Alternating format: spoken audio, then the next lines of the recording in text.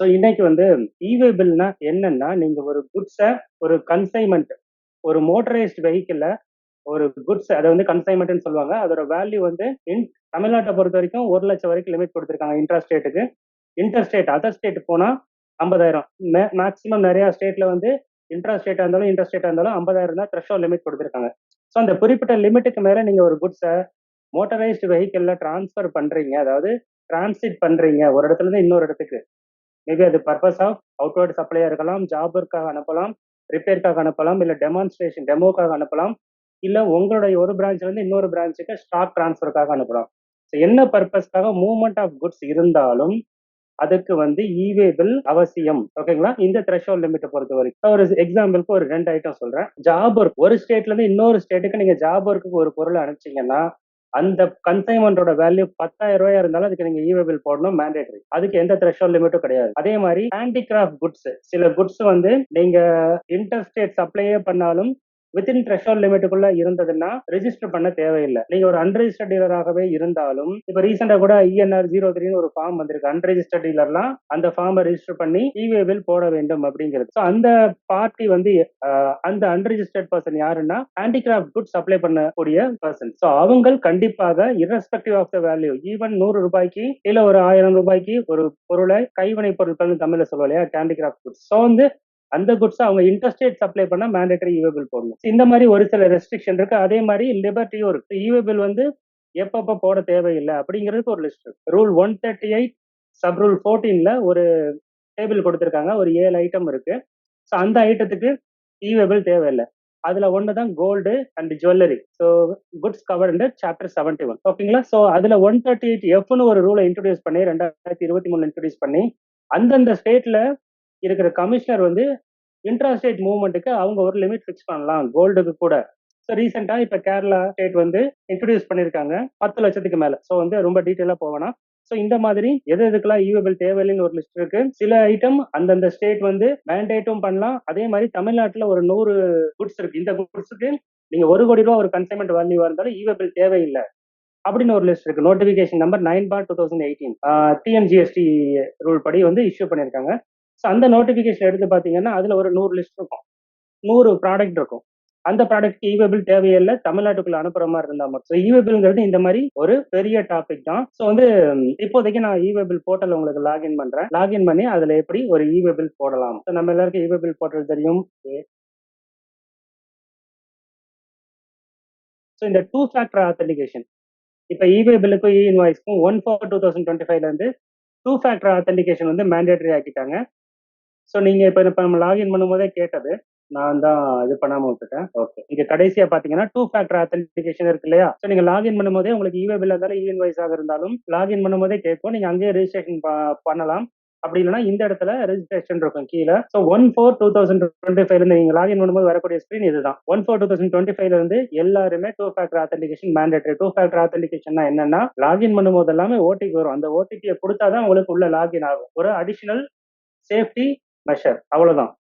அந்த registered mobile நம்பருக்கு OTP வரும். இல்ல சாண்டஸ்னு ஒரு ஆப் இருக்கு, இல்ல NIC GST ஷீல்டுன்னு ஒரு ஆப் இருக்கு. ஸோ இந்த 3 மெத்தட்ல ஓடிபி வந்து ரிசீவ் பண்ணலாம். ஓகேங்களா? ஸோ ஜஸ்ட் இதை ஓபன் பண்ணும்போது இது ஒரு அப்டேட். ஸோ இவே பில் எப்படி ஜென்ரேட் பண்ணுவோம்னா, e-way bill generate new, generate பல்க்னு 2 ஆப்ஷன் இருக்கு. ஸோ ஜென்ரேட் பல்க் போயிட்டா நீங்க டேலில இருந்து அப்லோட் பண்ணக்கூடிய ஜேசான, இப்போ வந்து டேலி 5.16 எல்லாம் ஆட்டோமேட்டிக்கா வந்து உங்களுக்கு அங்க இருந்தே அப்லோட் பண்றது. ஈவன் 3.1 வந்துருச்சுன்னு நினைக்கிறேன். ஸோ டேலி நீங்க லைவ்ல வச்சிருந்தீங்கன்னா அங்க இருந்து டைரக்டா அப்லோட் பண்ண முடியும். ஓகேங்களா? ஸோ அப்படி இல்ல அப்படிங்கிற பட்சத்தில் நீங்க பழைய வெர்ஷன் வச்சிருந்தாலும் ஜேசான எக்ஸ்போர்ட் பண்ணிடலாம். அந்த எக்ஸ்போர்ட் பண்ண ஜேசான இங்க இம்போர்ட் பண்ணி எந்த லொகேஷன்ல இருக்கோ அதை கொடுத்து நீங்க அப்லோட் கொடுத்தீங்கன்னா உங்களுக்கு இவே பில் ஜென்ரேட் ஆயிடும். ஓகேங்களா? ஸோ இது ஒரு மெத்தட். இது உங்களுக்கு டேலில இனிமே வரப்போ ப்ராக்டிக்கலா அதை சொல்லி கொடுப்பாங்க. இப்போ நான் அந்த டாபிக் போகல. இப்போ புதுசா ஒரு இவே பில் ஜென்ரேட் பண்ணணும் அப்படின்னா அதுல என்னென்ன இருக்கும் அப்படிங்கறத மட்டும் நம்ம இப்ப பார்க்க போறோம். ஸோ ஒரு ஜென்ரேட் இவே பில் டேலில இருந்து அப்லோட் பண்றதுக்கு அது வந்து சார் வந்து ப்ரொஃபசர் கிளியரா சொல்லுவாரு. நம்ம வந்து அதுக்கு முன்னாடி ஒரு பேசிக் கான்செப்ட் சொல்லணுங்கிறதுனால இதை நான் சொல்றேன். ஸோ நமக்கு ஜென்ரேட் இவே பில் கொடுத்தால் ஃபர்ஸ்ட் வந்து சப்ளை டைப்ல அவுட்வேர்டா இன்வெர்டான்னு கேட்கும். ஸோ நம்ம வந்து சேல்னா அவுட்வேர்டுங்குவோம், பர்ச்சேஸ்னா இன்வெர்ட். ஜென்ரல் கான்செப்ட் இதுதான். அது இல்லாமலும் அவுட்வேர்டு இன்வெர்ட் இருக்கு. ஒரு பொருளை வெளியே அனுப்பிச்சாலே அது அவுட்வேர்டு. ஜாபருக்காக அனுப்பலாம், இல்ல எக்ஸிபிஷனுக்காக அனுப்பலாம், ஒரு டெமான்ஸ்ட்ரேஷனுக்கு அனுப்பலாம், எக்ஸ்போர்ட்காக அனுப்பலாம், என்ன பர்பஸ் வேணாலும் இருக்கலாம். ஸோ இன்வெர்டுங்கிறப்போ பர்ச்சேஸ் மட்டும் தான் இன்வெர்டா இல்ல, சேல் ரிட்டர்னும் இன்வெர்டு தான். அதே மாதிரி நம்ம கிட்ட ஒரு பொருளை நம்ம ஜாப் ஒர்க்கா இருக்கும் பட்சத்தில் நமக்கு ஒரு பொருள் வந்து அதை வேலை செஞ்சு திருப்பி கொடுக்குறோம்னா அந்த வரக்கூடிய பொருள் இன்வெர்டு தான். ஸோ இன்வெர்டுங்கிறதும் அவுட்வேர்டுங்கிறதும் ஒரு ஒயிட் டேர்ம், அதே மாதிரி சப்ளைங்கிறதும் ஒரு பெரிய டேர்ம். ஓகேங்களா? ஸோ அவுட்வேர்டை செலக்ட் பண்ணா அதுல இத்தனை ஆப்ஷன் இருக்கு. ஸோ சப்ளைனா சேல்ஸ்ங்கிற கான்செப்ட். ஓகேங்களா? ஸோ நீங்க டாக்ஸை கலெக்ட் பண்ணி கட்ட போறீங்க. ஸோ எக்ஸ்போர்ட்னா என்ன எல்லாருக்குமே தெரியும், குட் சென்ட் டு அதர் கன். ஜாப் ஒர்க் நீங்க ஒரு ப்ராசஸ்க்காக, ஜாப் ஒர்க்னா நம்மளோட குட்ஸ் வந்து நீங்க பர்ச்சேஸ் பண்ணிருப்பீங்க, அதுல ஒரு ப்ராசஸ் நடக்கணுங்கிறதுக்காக அதை வேற ஒரு பர்சனுக்கு டையிங் ப்ராசஸிங், ஸோ இந்த மாதிரி டெக்ஸ்டைல் பொறுத்த வரைக்கும் நிறைய ஆக்டிவிட்டி இருக்கு. ஸோ அந்த மாதிரி ஒரு ப்ராசஸ்க்காக நம்ம அனுப்பி வைக்கிறோம்னா அனுப்புறோம்னா அப்போ வந்து நம்ம ஜாப் ஒர்க்ங்கிறத சூஸ் பண்ணுவோம். அடுத்து வந்து எஸ்கேடி, சிகேடி அண்ட் லாட். எஸ்கேடினா செமி நாக் அண்ட் கம்ப்ளீட்லி நாக்டுன்னு அர்த்தம். அதாவது என்னன்னா ஒரு மெஷினரிய 2 பார்ட்டா 3 பார்ட்டா வந்து ஸ்பிளிட் பண்ணி நம்ம சென்ட் பண்ண வேண்டியது இருக்கலாம். ஏன்னா அது ஒரு பெரிய மிஷினரியா இருக்கலாம். ஒரே knock down. Thank you sir Venkat sir. So semi knock down and complete knock down. ஓகேங்களா? ஸோ இது என்னன்னா ஒரு மிஷினரிய நம்மளால ஒரே கன்சைன்மெண்ட்ல அனுப்ப முடியாதுன்னா என்ன பண்ணுவோம், அதை பார்ட்டா பிரிச்சு அனுப்புவோம். ஸோ அதை ஜஸ்ட் ஒரு ரெண்டா மட்டும் பிரிச்சதுன்னா அது செமி நாக் டவுன் சொல்லலாம். ஒரு எக்ஸாம்பிளுக்கு சொல்றேன். கம்ப்ளீட்லி நாக் டவுன்னா நமக்கு கிளியரா பிரிச்சு எல்லாத்தையும் தனித்தனியா பிரிச்சு அனுப்பினா மட்டும்தான் அதை வந்து அனுப்ப முடியும். அப்படிங்கிற சுச்சுவேஷன் வரப்போ அதை வந்து சிகேடின்னு சொல்லுவோம்.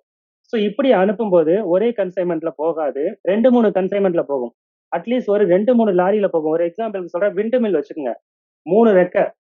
ஸோ 3 ரெக்கையும் தனித்தனி லாரியில போகும். அதுவும் எவ்வளவு பெரிய லாரி நமக்கு தெரியும், நம்ம எல்லாருமே ஹைவேஸ்ல பார்த்துருப்போம்.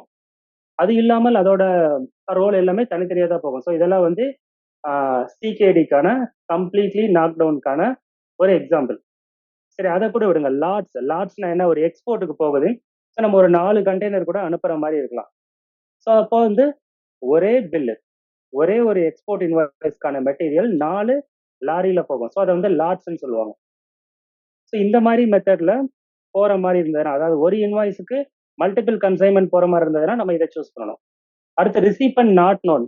நான் யார்கிட்ட விற்கிறேன்னே தெரியாதுங்க, நான் வந்து அதை எடுத்துட்டு போறேன், யாரு வாங்குவானே தெரியாது. லயன் சேல் மாதிரி, லயன் சேலுக்கு ஒன்று தனியா கொடுத்துருக்காங்க, இன்னொன்னு ரிசீப்ட் நாட் நோன் கொடுத்துருக்கல. இதை யாரும் அதிகமாக யூஸ் பண்றது இல்லை. அடுத்து ஃபார் ஓன் யூஸ். ஸோ உங்களோட பிரான்ச்சுக்கே நீங்க எடுத்துட்டு போய் இன்னொரு பிரான்ச், ரெண்டுமே வந்து ஒரே ரிஜிஸ்ட்ரேஷன்ல இருக்கு, அடிஷனல் பிளேஸ் ஆஃப் பிசினஸ்னு வச்சுக்கோங்க, இங்க இருந்து அங்க கொண்டு போறீங்க. ஸோ அதுக்கு வந்து ஓன் யூஸ் வந்து நீங்க சூஸ் பண்ணணும். அடுத்து எக்ஸிபிஷன் ஆர் ஃபேர். ஸோ ஒரு 10 நாள் எக்ஸிபிஷன் நடக்குது, அதுக்கு என்னோட குட்ஸை நான் அங்க ஷோகேஸ்ல வைக்க போறேன், அங்க சேல் பண்ண போறேன். அப்படிங்கிறப்போ நம்ம இதை சூஸ் பண்ணணும். Line sale. இப்போ லயன் சேல்ங்கிறது நான் வந்து மெட்டீரியல் வந்து மொத்தமா எடுத்துட்டு போவேன், அங்க சேல் ஆகும், மிச்சத்தை கொண்டு வருவேன். இந்த மாதிரி லயன் சேலுக்கும் நம்ம ஈவேபிள் போடணும், அது ப்ரொசீஜர்.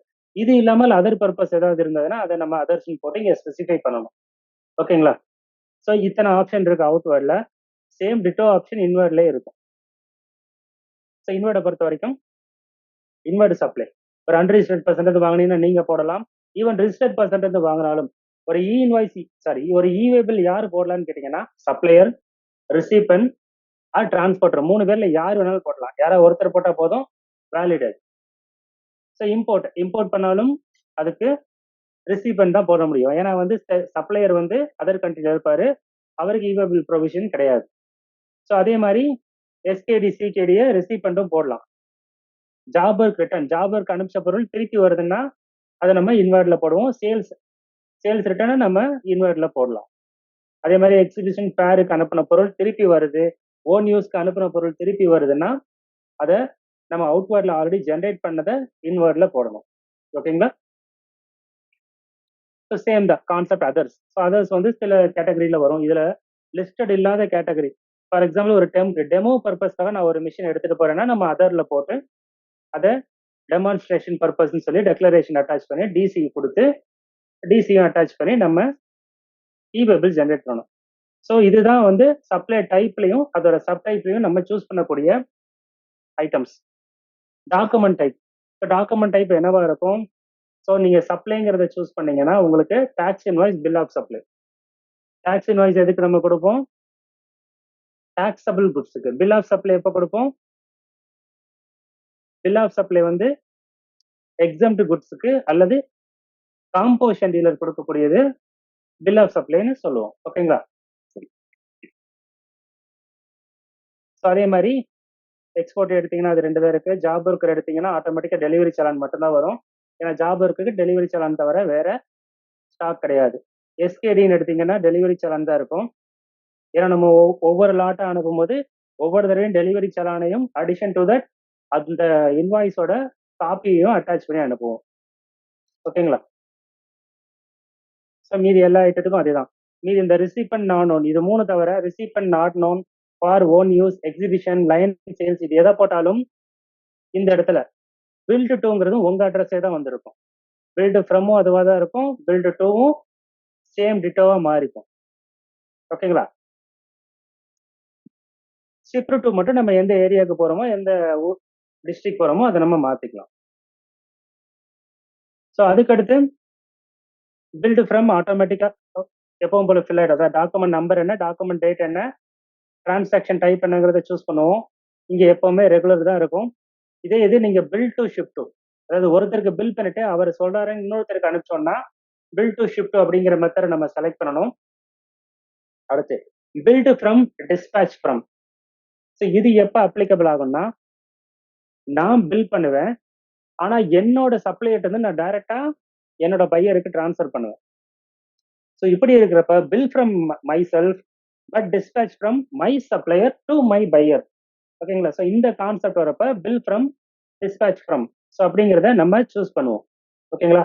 ஸோ அகைன் திரும்பவும் சொல்றேன், இதுக்கும் டேலி கோர்ஸ்க்கும் சம்மந்தம் இல்லை. இது எல்லாமே நீங்க டேலியில அங்க செலக்ட் பண்ற மாதிரி இருக்கும். அங்க செலக்ட் பண்ணா ஒரே கிளிக்ல உங்களுக்கு இ-வேபிள் ஜென்ரேட் ஆகிடும், இன்வாய்ஸும் ஜென்ரேட் ஆகிடும். ஓகேங்களா? அடுத்து combination of 2 and 3. So bill டூவும் வேற இடம், நான் அனுப்புறதும் வேற இடம், ஆனா என்கிட்ட இருந்து பொருள் போகல, என்னோட சப்ளைட் இருந்து டைரக்டா போகுது. ஸோ இந்த 2 காம்பினேஷன் இருந்தா இதை சூஸ் பண்ணணும். ஸோ இதுதான் வந்து மேஜர் ஆப்ஷன்ஸ். அதுக்கப்புறம் வேற ஒண்ணுமே இல்லை. பில் ஃப்ரம் ஆட்டோமேட்டிக்கா நம்மளோட அட்ரஸ் ஃபில் ஆகிக்கும். நீங்க வந்து பில் ஃப்ரம் டிஸ்பேச் ஃப்ரம் வேறன்னா யார்கிட்ட அந்த டிஸ்பேச் ஆகுதுன்னு இங்க ஃபில் பண்ணணும். ஓகேங்களா? Dispatch from. Bill to ship to வேற என்ன, பில் டூல நீங்க ஜிஎஸ் நம்பர் போட்டா இங்க ஃபில் ஆயிக்கும். ஷிப் டு வேற ஒரு இடம். ஃபார் எக்ஸாம்பிள் வந்து டாக்ஸ் அப்டேட்ஸ் இன் தமிழ் தான் வந்து சப்ளையர். அவங்க எனக்கு கணேசமூர்த்திங்கிறவருக்கு வந்து சேல் பண்றாங்க. நான் என்ன சொல்றேன், சார் எனக்கு வந்து நீங்க டைரக்டா அனுப்ப வேணாம், நீங்க அனுப்பிச்சீங்கன்னா நான் இன்னொருத்தருக்கு தான் அனுப்பணும், 2 தேவையில்லாம செலவாகுது எனக்கு, அதனால நீங்க அனுப்ப வேண்டியது எனக்கு அனுப்ப வேணாம், டைரக்டா என்னோட பையருக்கு அனுப்புங்க அப்படின்னு சொல்லி அவரோட அட்ரஸை நான் கொடுத்துட்றேன். ஓகேங்களா? ஸோ இப்போ டாக்ஸ் அப்டேட்ஸ் தமிழ் வந்து யாருக்கு அனுப்ப போகுதுன்னா பிரபு சாருக்கு டெலிவரி பண்ண போறாங்க. நீங்க பிரபு சாருக்கு டெலிவரி பண்ண போனா ஃப்ரம் பில் ஃப்ரம் வந்து ஆட்டோமேட்டிக்கா டாக்ஸ் அப்டேட்ஸ் தமிழ் அட்ரஸ் தான் வரும். ஏன்னா அவர் தான் பில் பண்றாரு. பில் டு யாருக்கு, கணேஷ் மூர்த்திக்கு பில் பண்றாரு, அந்த டீட்டெயில் இங்க வரும். ஷிப்ட் டு யாருக்கு, யாருக்கு அதை டெலிவரி பண்ண போறாங்க, பிரபு சாருக்கு. ஸோ பிரபு சாரோட அட்ரஸ் டீட்டெயில் இங்க இருக்கும். கான்செப்ட் வெரி சிம்பிள் தான். ஓகேங்களா? ஸோ இதே இடத்துல சந்தோஷ், அதாவது டாக்ஸ் அப்டேட் தமிழ் தான் பில் பண்ணது, ஆனா வந்து அவர்கிட்டையும் பொருள் இல்லை. அவரோட சப்ளையர் கேரளால இருக்காரு. ஸோ கேரளால இருக்கக்கூடிய ஒருத்தர் டைரக்டா பிரபு சாருக்கு டெலிவரி பண்றாரு. மேபி சென்னைன்னு வச்சுக்கோங்க, இல்ல ஏதோ ஒரு சிட்டி. இங்க எந்த சிட்டிங்கிறது விஷயம் கிடையாது. Concept very simple. குட்ஸ் எங்க இருந்து மூவ் ஆகுது, பில் பண்ணவர்கிட்ட இருந்தே மூவ் ஆகுதா? ஸோ மொத்தம் 3 மெத்தடு. பில் பண்ணவர்கிட்ட இருந்து, அதாவது சப்ளையர்கிட்ட இருந்து பையருக்கு டைரக்டா மூவ் ஆகுது. ஓகேங்களா? ஸோ அது வந்து ரெகுலர் மெத்தட். இங்க ஒண்ணுமே வராது. பில் ஃப்ரம் பில் டு இவ்வளவுதான். 2 பார்ட்டி தான் இங்க வந்து இந்த டிரான்சாக்ஷன்ல இருக்காங்க. அடுத்து பில் பண்றேன் நானு, ஆனால் என்கிட்ட பொருள் இல்ல, என்னோட சப்ளையர் டைரக்டா அனுப்புறாரு. ஸோ இப்போ வந்து இதுல 3 பார்ட்டி இன்க்ளூட் ஆகுறாங்க. ஒன்னு, நான் திரும்பவும் டாக்ஸ் அப்டேட் தமிழே சொல்றேன். டாக்ஸ் அப்டேட் தமிழ் தான் சப்ளையர், ஆனா அவங்க கிட்ட பொருள் இல்ல, அவங்களோட சப்ளையர் இருந்து டைரக்டா எனக்கு வருது, கணேசமூர்த்திக்கு வருது. ஸோ கேரளால இருக்க அவங்களோட சப்ளையர் எனக்கு டைரக்டா அனுப்பும் போது இங்க 3 டிரான்சாக்ஷன் இருக்கு. Simple sir. Ganesan sir 4% involve ஆனா எப்படி ஜென்ரேட் பண்றீங்க? அதுக்கு தான் இந்த 4 பாக்ஸ் இருக்கு. 1 2 3 4. ஸோ பில் யார் உங்க சப்ளையரோ அதை நீங்க இங்க என்ட்ரி பண்ண போறீங்க. உங்க பையர் யாரோ அதை இங்க என்ட்ரி பண்ண போறீங்க. யார் அந்த பொருளை அனுப்புறாங்களோ அதை டிஸ்பேச் ஃப்ரம்ல என்ட்ரி பண்ணணும். அந்த பொருள் யாருக்கு போய் சேருதோ அதை ஷிஃப்ட் உள்ள என்ட்ரி பண்ணணும். 4 பார்ட்டிக்கு 4 டேபிள் இருக்கு. அந்த 4 பார்ட்டி 2 பார்ட்டி தான் இருக்காங்கன்னா இந்த ரெண்டும் ஒரே பார்ட்டி தான். அதாவது இது ரெண்டும் சப்ளையர், இது ரெண்டும் பையர். எனக்கு சப்ளையரும் ஒரு டிஸ்பேச் பண்றதும் ஒரே இடம் தான் அப்படின்னா இது ரெண்டும் ஒரே அட்ரஸ் தான். இங்க வந்து பில் பண்ற பார்ட்டி வேற, டெலிவரி பண்ற பார்ட்டி வேறன்னா இங்க 2 பேர் இருப்பாங்க. இந்த 4 டேபிள் உங்களுக்கு அனோட் பண்ணி காமிக்கிறேன். ஸோ 1 சப்ளையர், 2 பையர், 3 பொருள் எங்க இருந்து மூவ் ஆகுது, அது தேர்ட் பர்சன். இவரோட சப்ளையராக இருக்கலாம், இல்ல இவரோட ஜாப் ஒர்க்கரா இருக்கலாம், யாரா வேணாலும் இருக்கலாம். ஸோ வேணு சார் சொல்றாரு இந்த மெத்தடை மாத்துங்கன்னு. இது மாத்துறதுனால பெருசா எதுவும் சேஞ்ச் ஆகாது. இது வந்து இவே பில், அதாவது உங்களுக்கு ஆபீஸை செக் பண்ணும்போது எதுக்கு 4 பேர் வந்திருக்காங்க அப்படிங்கிறத புரிஞ்சுக்கிறதுக்காக தான் இது. இந்த ஆக்டிவிட்டியை மாத்துறதுனால உங்களுக்கு இந்த டேபிள்ல எதுவும் மாறாது. ஆனால் இது பண்றது கரெக்ட் மெத்தட். ஓகேங்களா சார்? இங்க வந்து ரேட் டிஃபரன்ஸ் அப்படிங்கிற கான்செப்டே வராது. ஏன்னா நீங்க எந்த பில்ல அனுப்புறீங்களோ அந்த பில்லுக்கு தான் இவே பில் போடணும். இங்க 4 பார்ட்டி இருக்காங்க. இதுல இவர் ஒரு பில்ல இவருக்கு ஜெனரேட் பண்ணுவாரு. ஓகேங்களா? டாக்ஸ் அப்டேட் இன் தமிழ் கணேசமூர்த்திக்கு பில்ல ஜெனரேட் பண்ணுவாரு. இங்க அவரோட சப்ளையர் இவருக்கு பில்ல ஜெனரேட் பண்ணுவாரு. நான் பிரபு சாருக்கு பில்ல ஜெனரேட் பண்ணுவேன். ஸோ இங்க 4 பேர் வந்து 4 பில்ல ஜெனரேட் பண்ணுவாங்க. நீங்க எந்த பில்லுக்கு இவே பில் போடுறீங்களோ அந்த பில்லோட வேல்யூ தான் அங்க இருக்கணும். மீதி எல்லாமே சப்போர்ட்டிங் டாக்குமெண்ட், அவ்வளவுதான். ஸோ எப்போ ரோவிங் ஸ்பாட் ஆஃபீஸர் கேட்டாலும் 4 பில்லு ரெடிமேடா இருக்கணும், ரோவிங் ஸ்பாட் ஆஃபீஸருக்கு கொடுக்க ரெடியா இருக்கணும். ஸோ இதுதான் டிரான்சாக்ஷன். இங்க இருந்து இங்க வருது. ஒரு மூவ்மெண்ட்டுக்கு ஒரு இவே பில் தான் ஜென்ரேட் பண்ண முடியும். 4 பில்லுக்கு நாங்க 4 இவே பில் ஜென்ரேட் பண்ண முடியாது. சட்டத்துல அதுக்கு இடமும் கிடையாது. அவ்வளவுதான் மேட்டர். அதை வந்து சொல்லி புரிய வைக்கணும். ஓகேங்களா? ஃபர்ஸ்ட் இந்த கான்செப்ட் கிளியரா?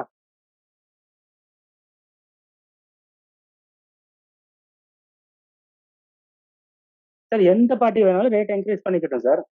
இப்போ ஃபோர்த் பார்ட்டி யாருன்னா, ஃபோர்த் பார்ட்டினா நீங்க யாரை சொல்றீங்க? ஃபோர்த் பார்ட்டி அவர் தான் டெலிவரி ஆகுது. ஓகேங்களா? அவருக்கு தான் டெலிவரி ஆகக்கூடியது தான் fourth party. First party actual supplier, tax updates in Tamil. Second party actual buyer Ganesamoorthy. ஓகேங்களா? Third party X from Kerala. இவர் தான் சப்ளையர் டு அவர் சப்ளையர். இல்ல ஜாப் ஒர்க்கர்னே வச்சுக்கோங்க, ஜாப் ஒர்க்கர். ஓகேங்களா? டாக்ஸ் அப்டேட் இன் தமிழோட ஜாப் ஒர்க்கரு, பொருள் அவர்கிட்ட இல்ல, ஜாப் ஒர்க்கர் வந்து டைரக்டா உங்களுக்கு அனுப்புறாரு. ஃபோர்த் பார்ட்டி வெறும் ரிசீவர், பொருளை ரிசீவ் பண்றவர் தான். இப்போ எந்த இடத்துல ஃபோர்த் பார்ட்டிக்கு ரேட் இன்க்ரீஸ் 2% சொல்றீங்க? இதுல ஒவ்வொருத்தருமே ஒவ்வொரு பில் தான் போடுவாங்க. நீங்க எந்த பில்லுக்கு ஈவ பில் போடுறீங்களோ அந்த பில்லோட வேல்யூவோட வேலை முடிஞ்சு போச்சு. அடுத்தடுத்த பில்லோட கன்ஃபியூஸ் பண்ணக்கூடாது. கிளியரா?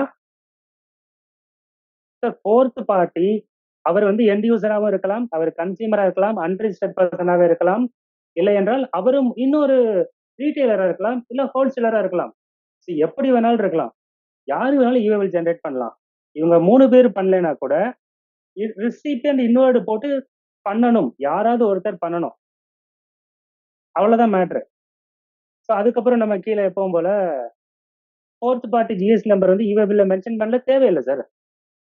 இப்போ இந்த ஃபோர்த் பார்ட்டியோட ஜிஎஸ்டி நம்பரு போடுறதுக்கு இங்க இடமே கிடையாது. டிஸ்பேச் ஃப்ரம் யாருங்கிறதுக்கு இடம் கிடையாது. அதுக்கெல்லாம் சப்போர்ட்டிங் டாக்குமெண்ட் நீங்க ரெடியா வச்சுக்கணும். ஸோ இதை எக்ஸாம்பிளோட சொல்லுங்கிறீங்க. எக்ஸாம்பிள் சொன்னா இன்னமும் குழப்பம். ஏன்னா எக்ஸாம்பிள் சொல்றப்போ அமௌண்ட் உள்ள வந்துடும், பிளேஸ் ஆஃப் சப்ளை உள்ள வந்துடும், இன்னமும் கேள்வி அதிகம் தான் ஆகுமே தவிர குறையாது. ஸோ கான்செப்ட் மட்டும் கிளாரிட்டி தெரிஞ்சுக்குங்க. திரும்பவும் வந்து அடுத்தடுத்த கேள்வி என்ன வருங்கிறது எனக்கே புரியுது. இந்த இடத்துல வந்து நான் இப்ப கேரளான்னு சொன்னேன்னா அடுத்து நீங்க கேட்பீங்க, இப்ப கேரளால இருந்து இங்க சென்னை டெலிவரி ஆகுது, ஷிப்ட் டு கேரளாவே ஆகுது, இப்ப நான் சிஜிஎஸ் ஏஜிஎஸ்டி போடணுமா ஐஜிஎஸ்டி போடணுமா அடுத்த கேள்விய கேட்பீங்க. ஸோ இது வந்து தொட்டா அடுத்தடுத்து போய்கிட்டே இருக்கும். கண்டிப்பாக அடுத்து ஜிஎஸ்டி மாஸ்டர் கிளாஸ்ல பேர் வச்சிருக்காருன்னு நினைக்கிறேன். ஸோ அது வந்து இதே மாதிரியே டேலி எப்படி 35-40 days இருக்கோ, எனக்கு தெரிஞ்சு இவர் எதிர்பார்க்குற மாதிரி சார் சந்தோஷ் சார் எதிர்பார்க்குற மாதிரி கொடுக்கணும்னா 60 days தேவைப்படும். ஏன்னா அவர் எல்லாமே practical session example and live demo கூட கொடுக்கணும்னு எதிர்பார்க்குறாரு. ஸோ 60 days அந்த கான்செப்ட்ல மினிமம் 2 days இவே பில் அண்ட் இ இன்வாய்ஸ் வந்துடும், 4 days வந்துடும். ஏன்னா லைவ் டெமோவும் கொடுக்கணுங்கிறாரு. ஸோ அப்போ நீங்க வந்து கிளியரா அண்டர்ஸ்டாண்ட் பண்ணிக்கலாம். ஓகேங்களா? ஸோ அதுக்கப்புறம் நமக்கு எப்பவும் போல product name description optional, HSN quantity, அதோட யூனிட் என்ன, டாக்ஸபிள் வேல்யூ என்ன. ஸோ இதை மட்டும் நம்ம ஃபில் பண்ணி கீழே டிரான்ஸ்போர்ட் ஐடியா வெஹிக்கிள் நம்பரை போட்டு நம்ம சப்மிட் பண்ணிடுவோம். ஸோ இதுதான் ப்ரொசீஜர். இன்வர்டாக இருந்தாலும் அவுட்வர்டாக இருந்தாலும் கான்செப்ட் இதுதான். இப்போ Q&A போயிடலாம். ஸோ நீங்க Q&Aல டவுட் கேட்கலாம், என்ன வேணாலும் கேட்கலாம். Sir sir okay sir. Okay sir, நீங்க ஸ்கிரீனை ஸ்டாப் பண்ணிக்கலாம். நான் என்னுடைய ஸ்கிரீனை ஷேர் பண்ணிக்கிறேன். கேள்விகள் வந்து ரிஜிஸ்டர் பண்ணியிருக்காங்க. ஸோ அதை நான் உங்களுக்கு ஸ்கிரீன்ல அந்த கொஷின் மட்டும் ஷேர் பண்றேன். Vinod Prabhu sir, okay. Invoice is inclusive of freight and coolie. Example, cement dealer deliver goods to worker site. In this case, party charging cement bags with its accessory and cement being a freight and coolie. So வந்து sir என்ன கேட்டிருக்காருன்னா வந்து டைரக்டா அந்தந்த பர்சனை கூட unmute பண்ணிடலாம் sir, for more better. 2 பேர் கான்வர்சேஷன்லயே அப்படியே அதை கிளியர் பண்ணிக்கலாம். Question is very clear. Am I right, Ganesh Murthy sir? Yes sir, இது வந்து காம்போசிட் சப்ளை. ஸோ அதனால வந்து எந்த ரேட் கொடுக்கணும், எந்த ஹெச்எஸ்என் கொடுக்கணும் அப்படிங்கறது கேள்வி கேட்குறீங்க, கரெக்டா sir? Yes, and what to say? What I am saying is, cement there is one HSN code. Am I right? Yes sir. Or adding freight and coolie, is the HSN code of freight and coolie to be given, or the cement HSN to be given because of the concept of composite dealer? The What I composite am asking, the HSN code, what is? Yes, I understand, sir. That is the So, because there is a lot of confusions are there. Because freight and there is one HSN code, and that is the other thing. yes, sir. That's What? 99. Yes, sir.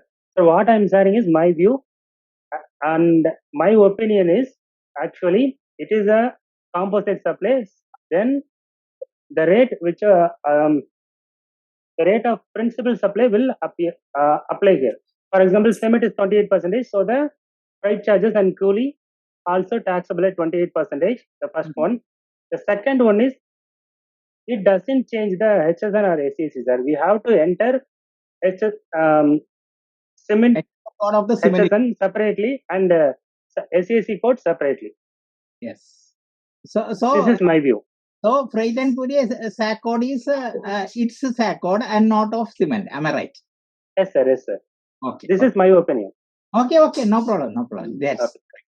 Sir இதை வந்து நம்ம participate புரியுற மாதிரி சிம்பிளா தமிழ்ல சொல்லுங்க. So வந்து question வந்து ரொம்ப சிம்பிளா கேட்டிருக்காரு.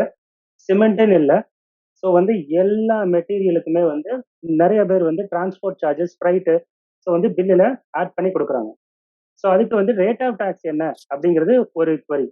ஸோ வந்து என்னோட material textile material 5%, rate of tax அந்த ஃப்ரைட்டு கூலிக்கு நான் 18, ரெண்டையும் தனித்தனியாக பார்த்தா அது 5, இது 18. ஆனால் இது வந்து காம்போசிட் சப்ளை. ஸோ பிரின்சிபல் சப்ளையோட ரேட் என்னவோ அந்த ரேட் தான் அப்ளிகபிள் ஆகும். ஸோ நீங்கள் டெக்ஸ்டைல் குட்ஸ் அனுப்புறீங்கன்னா அதோட ரேட் 5%னா அதோட ஃப்ரைட்டுக்கும் அதே 5% தான். சார் வந்து என்ன கேட்டிருக்காருன்னா, இப்போ நான் ஹெச்எஸ்என் கோடு, டெக்ஸ்டைலோட ஹெச்எஸ்என் கோடு, இவர் கேட்டது சிமெண்ட்டுக்குனா 28, ஃப்ரைட்டுக்கும் 28 தான் வரும். ஸோ சிமெண்ட்டுக்கான ஹெச்எஸ்என் கோடையே நான் ஃப்ரைட்டுக்கும் கொடுக்கவா, இல்லை ஃப்ரைட்டுக்கு நான் எஸ்ஏசி கோடு தனியாக கொடுக்கவா அப்படிங்கிறது கேட்குறாரு. எது கரெக்டு அப்படிங்கிறது கேட்குறாரு. நான் என்னோட வியூ சொல்லிட்டேன். ரேட்டு தான் சார் ஒன்று. ஏன்னா வந்து காம்போசிட் சப்ளைல ரேட் ஆஃப் டாக்ஸ் தான் வந்து சேமா இருக்கணும்னு சொல்லியிருக்காங்க. எங்கேயுமே அதோட ஹெச்எஸ்என் தான் இங்கேயும் வரணுங்கிறத சொல்லலை. ஸோ ஈச் அண்ட் எவ்ரி ப்ராடக்ட்டுக்கும் ஈச் அண்ட் எவ்ரி சர்வீஸுக்கும் அதோட கோட ப்ராப்பராக கொடுக்கணும். ஓகேங்களா? இதுதான் என்னோட வியூ. கிளியரா? ஓகே சார், நெக்ஸ்ட் கேள்வி. சக்திவேல் சார், நீங்க என்ன கேட்டிருக்கீங்கன்னா அடிஷனல் எக்ஸ்பென்சஸ் வருது. ஸோ அதுக்கு வந்து நீங்க டாக்ஸும் சேர்த்து போடுறீங்கன்னா உங்களால இவே பில்லுல அந்த எஸ்சிசி கோடு போட்டு பண்ண முடியும், இவே பில் ஜென்ரேட் பண்ண முடியும். ஓகேங்களா? ஸோ அப்படி பண்ண முடியுதான்னு பாருங்க. அப்படி பண்ண முடியும்னா நீங்க அந்த 9963 உங்களோட எஸ்சிசி கோட் என்னவோ அதை போட்டு டாக்ஸபிள் வழியும் டாக்ஸ் போட்டு சப்மிட் பண்ணிடலாம். எந்த தப்பும் கிடையாது. ஓகேங்களா? சார் உங்களுக்கு புரிஞ்சுதா? கிளாரிட்டி ஓகேவா சார்? ஓகே. சரி. சங்கர் சுப்ரமணியன் சாரோட கொஸ்டின் இப்ப பாக்குறாருங்க. இவே பில் இன்வாய்ஸ் டேட் ரெண்டும் டிஃபரெண்ட் டேட்ல இருக்கலாமா? ஏதாவது ப்ராப்ளம் வருமா? ஓகே. ஸோ ஜென்ரலா வந்து இன்வாய்ஸ் எப்போ போடுவோம், இவே பில் எப்போ போடுவோம், அதுக்கு முன்னாடி டாக்ஸ் இன்வாய்ஸ் எப்போ போடுவோம். ஸோ மூணுமே என்ன பொறுத்த வரைக்கும் மெட்டீரியல் டிஸ்பேச் ஆகும்போது போட்டீங்கன்னா எந்த குவரியும் எந்த ப்ராப்ளமும் வராது. இன்னைக்கு நீங்க பில்லை போட்டுட்டு இவே பில் வந்து நாளைக்கு போடுவேன், இன்வாய்ஸ் ஒரு வாரத்துக்கு அப்புறம் போடுவேன் அப்படின்னா கண்டிப்பாக இது ப்ராப்ளம் தான். சில ஆஃபீஸர்ஸ் வந்து வேலிட் ரீசன் நம்ம சொல்லுவோம், சார் இன்னைக்கு நான் பில்லை போட்டேன், வண்டியில ஏற்ற முடியல, அடுத்த நாள் தான் ஏற்றினேன் அப்படின்னு சொன்னா சில ஆஃபீஸர் விட்டுறாங்க. சில ஆஃபீஸர் வந்து அதை ஏற்றுக்க மாட்டேங்கிறாங்க. ஸோ அதுதான் ப்ராப்ளம். மெயினா வந்து அது ரொம்ப ஷார்ட் டிஸ்டன்ஸ் இருக்கிறப்ப அதை ஏற்றுக்கவே மாட்டேங்கிறாங்க. ஏன்னா நீங்க வந்து அந்த ஒன் டேக்குள்ள 3 லோடு அடிச்சுட்டு வந்துட்டு திருப்பவும் இப்போ தனியா இவே பில் போட்டு கொண்டு போறீங்க அப்படிங்கிற மாதிரி அவங்க டாக்ஸ் எவேஷன் அங்க நடக்குதுன்னு ஃபீல் பண்றாங்க. ஸோ அதனால நம்ம பர்டன் ஆஃப் ப்ரூஃப் எப்பவுமே நம்ம கிட்ட தான் இருக்கு. ஸோ எப்பவுமே இவே பில் அண்ட் இன்வாய்ஸ் ரெண்டுமே மெட்டீரியல் டிஸ்பேச் ஆகிறதுக்கு முன்னாடி எடுத்திருக்கணும். ஒரே டேட்ல இருக்கிறது தான் நமக்கு சேஃப்டி. ஓகேங்களா? சங்கர சுப்ரமணியன் சார் இப்போ ஓகே. இவர் வந்து 1 வீக்குக்கு அப்புறம் இவே பில் எடுத்திருக்காரு. அதனால வந்து அவங்க ப்ரோவிங் ஸ்பாட் ஆஃபீஸர் பிடிச்சிருந்தாங்கன்னா கண்டிப்பா ஏத்திருக்க மாட்டாங்க. வேலிட் ரீசன் நீங்க ப்ரூவ் பண்ணணும். நீங்க ஜஸ்ட் சொன்னாலே ஏத்துக்க மாட்டாங்க. 1 வீக் எதனால டிலே ஆகுங்கிறத ப்ரூவ் பண்ண சொல்லுவாங்க. இல்லைன்னா நான் டிமாண்ட் போடுறேன், நீங்க அப்பீல் போய்க்கோங்கன்னு ரொம்ப ஈஸியா பேசிடுவாங்க. ஸோ அடுத்தது வந்து கணேசன் சார் வந்து என்ன கேட்டிருக்காருன்னா, invoice from A bill to B delivery to C received bill raise to D. Sir நான் வந்து அட்மிட் பண்றேன். அவங்க அட்மிட் பண்றேன். ஓகே ஓகே அவர் சொல்லட்டும். Sir Ganesan sir. சொல்லுங்க சார். சரி, இப்போ ஏ வந்து பி வந்து ஏ கிட்ட கூட்ஸ் எடுக்கிறாருங்க சார். ஓகே. பி கூட்ஸ் எடுத்துட்டு அவர் என்ன பண்ணணும், சிக்கு அனுப்பணும் சார். என்ன பண்றாங்க, சென்னையில இருந்து கூட்ஸ் கோயம்புத்தூர் வருது, வர வேண்டிய கூட்ஸ திருப்பூர்ல அன்லோட் பண்றாங்க. இல்ல யாரு சப்ளையர் சார்? சப்ளையர் வந்து ஏ தான் சார். ஏ தான் சப்ளையர். ஓகே. ஆமா, பி வந்து ஏட்ட இருந்து எடுக்கிறாங்க. பையர் அவங்க எடுக்கிறாங்க சார். அவங்க எடுத்து என்ன பண்ணணும்னா சிக்கு கொடுக்கணும் சார், கோயம்புத்தூர் கொடுக்கணும் டெலிவரி. ஆனா கோயம்புத்தூர்ல இருக்கவங்க என்ன சொல்றாங்க, இல்ல இல்ல எனக்கு திருப்பூர்ல ஒரு கிளைண்ட் இருக்காங்க, அங்க கொடுத்துருங்க அப்படிங்கிறாங்க. அங்க இவங்க என்ன பண்றாங்கன்னா 1000 ரூபாய்க்கு வாங்குற கூட்ஸ 1250 ரூபாய் போட்டு இவங்க டிக்கு பில் கொடுக்குறாங்க. அப்போ இப்போ இப்படி இந்த மாதிரி சிச்சுவேஷன்ல இவே பில் போட முடியுமா? நம்ம போடலாம், யாராவது ஒருத்தர் போடலாம். இல்ல சார், கமிஷன் வச்சு கொடுக்குறாங்க சார். இப்போ இவங்க என்ன ஃபீல் பண்றாங்கன்னா ஏ கிட்ட வாங்குற ரேட் வந்து டிக்கு தெரியக்கூடாதுன்னு நினைக்கிறேன். இல்ல அதுதான் பிரச்சனை. இல்ல நீங்க வந்து டிரான்ஸ்போர்ட் சார்ஜஸ் ரெடியூஸ் பண்ணணுங்கிறதுக்காக இவே பில்ல போட்டு கொடுப்பீங்கன்னா இவே பில்ல எல்லாமே இருக்கும், டாக்ஸ் இன்வாய்ஸ்ல எல்லாமே இருக்கும். ஸோ அவங்களுக்கு உங்களோட ரிசிபியன் கடைசி கன்சியூமருக்கு போய் சேரக்கூடாதுன்னு நினைச்சீங்கன்னா நீங்க தான் அதுக்கு ஏதாவது ஆல்டர்னேட் பண்ணணுமே தவிர இதுல சட்டத்துக்கு எந்த வழியும், சட்டத்துல இதுக்கு எதுவும் ப்ரொசீஜர்லாம் கிடையாது. ஏன்னா இதுக்கும் சட்டத்துல ஒண்ணும் இல்ல. சட்டத்துல எப்படி சொல்லுவாங்க, இது சட்டத்துல எப்படி சொல்லுவாங்க, அவங்களுக்கு அவங்களோட டாக்ஸ் கரெக்டா போய் சேரணும். ஆமாங்க. ஆனா என்னன்னா இந்த மாதிரிதான் யானுக்கும் இப்படிதான் நடக்குது, இந்த பேப்பர் கன்சர்னுக்கும் இப்படிதான் நடக்குது. இவங்க ஏட்ட வாங்கி சீக்கு வராம எனக்கு புரியுது, எனக்கு புரியுது சார், இது எனக்கு புரியுது. ப்ராக்டிகல் டிஃபிகல்ட்டி இதுதான். அதிகபட்சம் நீங்க அங்க போறதுக்குள்ள நீங்க பில்ல தான் மாத்தணும். டிரான்ஸ்போர்ட்ட பில்ல கொடுத்து அனுப்பிச்சோ ஏதோ ஒரு மெத்தட்ல நீங்க அந்த பில்ல அங்க போய் டெலிவரி ஆனது மாத்திதான் ஆகணும். இப்போ கோயம்புத்தூர் திருப்பூர் பக்கத்துல மாத்திடுவாங்க. இதே வந்து வேற டிஸ்ட்ரிக்ட் போகும்போது இவங்க பில்லு மாத்துறது சிரமமா இருக்கு அப்படின்னு சொல்றாங்க. அதான் சார், வேற ஆப்ஷன் இல்ல. நீங்க அதிகபட்சம் அந்த டிரான்ஸ்போர்ட்டருக்கு நீங்க சொன்னேன். சரி, உங்ககிட்ட கேட்டுட்டு சொல்லலாம். இல்ல அது கரெக்ட். பட் ஆனா வேற ஆப்ஷனே இல்ல இதுக்கு. அதிகபட்சம் இந்த மாதிரி நடக்கிறதுக்கு எங்களோட கிளைண்ட் என்ன பண்றாங்கன்னா அந்த டிரான்ஸ்போர்ட் டீட்டெயில வாங்கிட்டு அவங்களுக்கு வந்து அந்த பில்ல அனுப்பிச்சு பிரிண்ட் எடுத்து அந்த பில்ல டெலிவரி பண்ற இடத்துல கொடுத்துருவாங்க. ஆனா இவே பில்ல மாத்த முடியாது. இவே பில்ல மாத்த முடியாது. இவே பில் நம்பரை மட்டும் பில்ல போட்டு கொடுத்துருவாங்க. இவே பில்லையும் கொடுக்க முடியாது. இதுல என்ன டிஃபிகல்ட்டினா சார், ரோவிங் ஸ்குவாட் பிடிச்சாங்கன்னா இதை வந்து அவங்க அக்செப்ட் பண்ண மாட்டேங்கிறாங்க. பெரிய அளவுல நம்ம கிட்ட டார்கெட் பண்றாங்க, ஃபைன் கட்டி தான் ஆகணும் அப்படிங்கிற மாதிரி நம்ம இல்ல இந்த மாதிரி நிறைய நடந்துகிட்டே தான் இருக்கு ரோவிங் ஸ்குவாட பொறுத்த வரைக்கும். சரி, நான் இப்போ உங்களுக்கு எக்ஸாம்பிளுக்காக 4 பார்ட்டி சொன்னேன் சார். 5, 6 இன்வால்வ் ஆகுது சார். ஏட்டு இருந்து எடுத்து சி வரைக்கும் கொடுத்துட்டே போயிட்டே இருக்காங்க. புரியுது சார். ஏன்னா ஒரு மூமெண்ட்டுக்கு ஒரு ஈவே பில் தான் ஜெனரேட் பண்ண முடியும். ஆமா. அதை யாரோ ஒருத்தர் தான் பண்ண முடியும். சரி, இவங்க என்ன நினைக்கிறாங்கன்னா இந்த டி பார்ட்டிக்கு வந்து ஏ பார்ட்டி தெரியக்கூடாதுன்னு நினைக்கிறாங்க சார். உண்மைதான் இதுல உண்மைதான் வர்றது உண்மைதான். காம்ப்ளிகேட்டட். உண்மைதான். தெரிஞ்சா ஓகே அவங்களே சார். டைரக்டா அடுத்த வாங்கிப்பாங்கல்ல. ரெண்டாவது பிரைஸும் தெரிஞ்சிடும் அவ்வளவுதான் அவங்களுக்கு. சார். இவ்வளவுதான் சார் மேட்டர். அவ்வளவுதான் சார். தேங்க்யூ. எனக்கு புரியுது. ஆனா ப்ராக்டிகல் டிஃபிகல்ட்டி இதுதான் இருக்கதான் செய்யுது. ஓகே. அப்புறம் ரவி நீலகண்டன் சார் ஒன்னு கேட்டிருந்தாரு, எஸ்ஏசி கோடு போட்டு ஈவே பில் ஜெனரேட் பண்ணவே முடியாது அப்படிங்கிறீங்க. சார் ஒரு ஹெச்எஸ்என் நீங்க கொடுத்துட்டீங்கன்னா அதுக்கு சபார்டினேட்டடா எஸ்ஏசி போட்டுக்கலாம். ஹெச்எஸ்எனே கொடுக்காம எஸ்ஏசி மட்டும் இருந்தா தான் பண்ண முடியாது. வேணு சார் கொடுத்துருக்காரு. நானுமே அதை பண்ணிட ரொம்ப நாள் ஆச்சு. இப்ப ஏதாவது எஸ்ஏசி கோடு ஹெச்எஸ்எனோட சேர்ந்து கூட கொடுக்க முடியாது அப்படின்னு நீங்க அப்டேட் ஆயிருக்குன்னா அதை அதர்ஸ்ல போட்டுக்கலாம், தப்பு இல்லை. ஏன்னா வேற ஆப்ஷன் கிடையாது. ஓகேங்களா? அருண்குமார் சார் உடைய கொஸ்டின் சார். அடுத்தது how to upload bulk ஈவேபிள், line sale ஈவேபிள். இது வந்து நீங்க டாலியில என்ட்ரி போட்டாலே அது வந்து ஆட்டோமேட்டிக்கா ஆயிடும். இல்லைன்னா ஆஃப்லைன் யூட்டிலிட்டி அதுக்கு இருக்கு, பாத்துக்கலாம். பக்ருதீன் அடுத்து சார். வந்து பக்ருதீன் சார் என்ன கேட்டிருக்காருன்னா, B2C above 5 crore turnover, purchase return above 50K, e-invoice mandatory. அவர் Point number 1. அன்மியூட் ஆப்ஷன்ல வச்சிருக்கேன். மோர் கிளாரிட்டி அவர்கிட்ட பேசிக்கலாம். Okay. So purchase return first இன்வாய்ஸை பொறுத்த வரைக்கும் இன்வாய்ஸ் இல்லை, இன்வாய்ஸ்னு வச்சுப்போம். இன்வாய்ஸ் சப்ளையர் மட்டும்தான் இஷ்யூ பண்ண முடியும். ஓகேங்களா? பர்ச்சேஸ் ரிட்டர்ன்னா நீங்க சப்ளையரே கிடையாது. கிளியரா?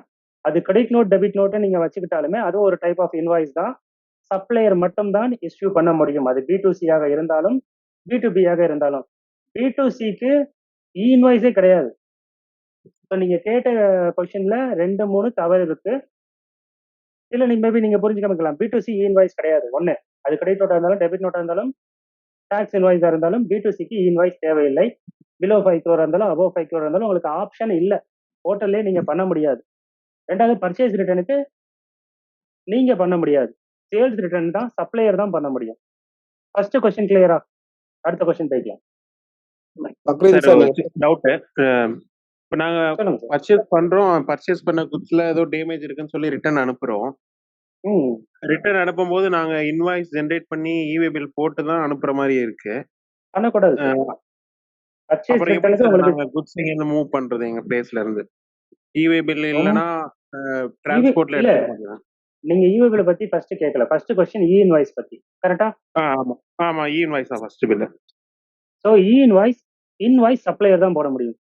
அதனால நீங்க உங்க சப்ளையர்ட்ட இருந்து கிரெடிட் நோட்டை வாங்கி அந்த கிரெடிட் நோட்டை பேஸ் பண்ணி நீங்க ஈவேபிள் போடலாம். அப்பவும் நீங்க இன்வாய்ஸ் போட முடியாது. உங்க சப்ளையர் தான் கிரெடிட் நோட் போடணும். கிளியரா? இப்ப நாங்க தான் போட்டு எங்க லாகின்ல இருந்து தான் பண்ணிட்டு இருக்கோம். இந்த மெத்தடே தப்புங்களா? தப்பு, கம்ப்ளீட்டா தப்பு. நீங்க லயபிலிட்டி எப்படி கட்ட முடியும்? நீங்க பர்ச்சேஸ் ரிட்டர்னுக்கு என்ன போடுவீங்க? டெபிட் நோட் போடுவீங்களா? ஆமா, டெபிட் நோட். டெபிட் நோட்டா நீங்க அதுக்கான டாக்ஸ் கட்டிடுறீங்களா? இல்ல, அதுக்கு அவங்க கிரெடிட் நோட் மறுபடியும் அவங்க அனுப்பிடுவாங்க. இல்ல அவங்க அவங்கள தான் விட்டுருங்க. இங்க ஒரு கான்செப்ட் தான். டெபிட் நோட்டை நீங்க GSTR 1ல காமிச்சு 3Bல டாக்ஸ் கட்டுறீங்களா? இல்ல, பண்ண மாட்டோம். அப்ப அதுக்கு ஒரு நோட்டீஸ் வரும். இன்வாய்ஸ்ல நீங்க காமிச்சிட்டு இங்க காமிக்கலைங்கிறதுக்கு ஒரு நோட்டீஸ் வரும். ஏன் டாக்ஸ் கட்டலேன்னு வரும். டாக்ஸ் எவேஷன் வரும். அதை நீங்க தப்பா தான் பண்ணீங்கிறத ப்ரூவ் பண்ணணும். அதுவும் கஷ்டம் உங்களுக்கு.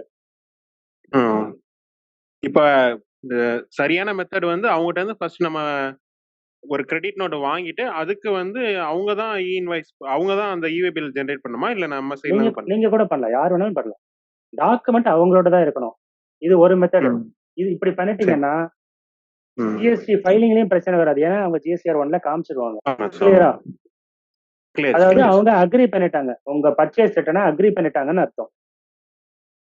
சரி. இப்ப நீங்க டெபிட் நோட் போட்டீங்கன்னா நீங்க மட்டும் தான் போட்டிருப்பீங்க, அவங்க அக்ரியே பண்ணல. நீங்க GSTR 1ல காமிச்சது தப்பு. காமிக்கலைனாலுமே அவங்க அக்ரி பண்ணலைன்னா உங்களுக்கு அவங்க கிரெடிட் நோட்டு GSTR 1ல வராது. கரெக்டா? கரெக்ட் தான் சார், கரெக்ட். ஒண்ணு. ரெண்டாவது, நீங்க கிரெடிட் நோட் வாங்காம அனுப்பவே முடியாது அப்படின்னு அனுப்பலாம்.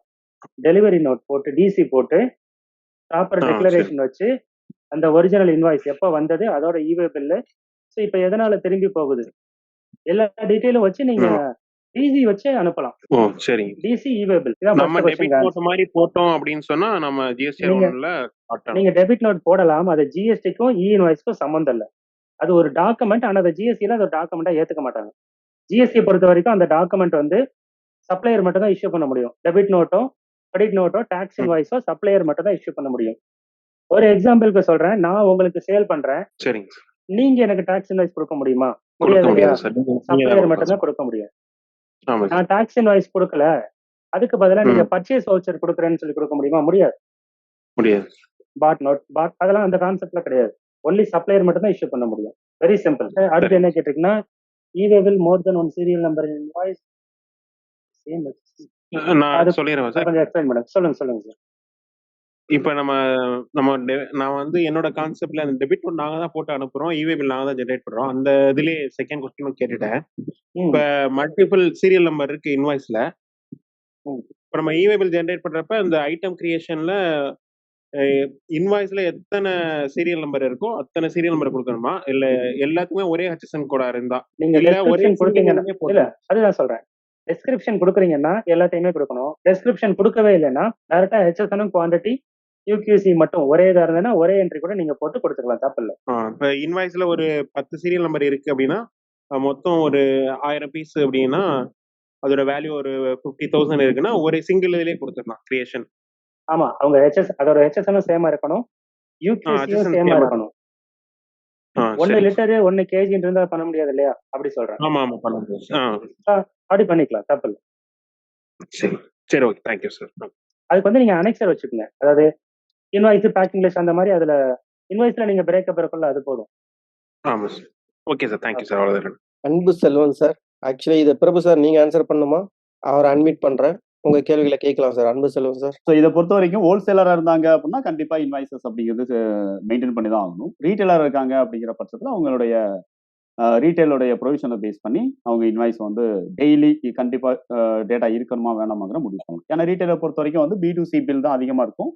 அதை பேஸ் பண்ணி நம்ம வந்து எடுத்துக்கலாம் சார். Okay thank you sir. இப்போ ஹேண்ட் ரைஸ் பண்ணவங்களுக்கு நான் வந்து அன்மியூட் பண்றேன். வேணும் sir. Hello. Yeah.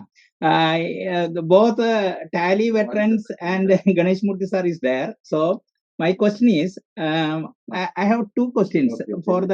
This is a common question. First question is regarding debit note, credit note. Okay. It is a in VAT in the VAT scenario, and what I am saying is, in the VAT scenario, every debit note should be followed by a credit note because accounts to be tallied. Okay.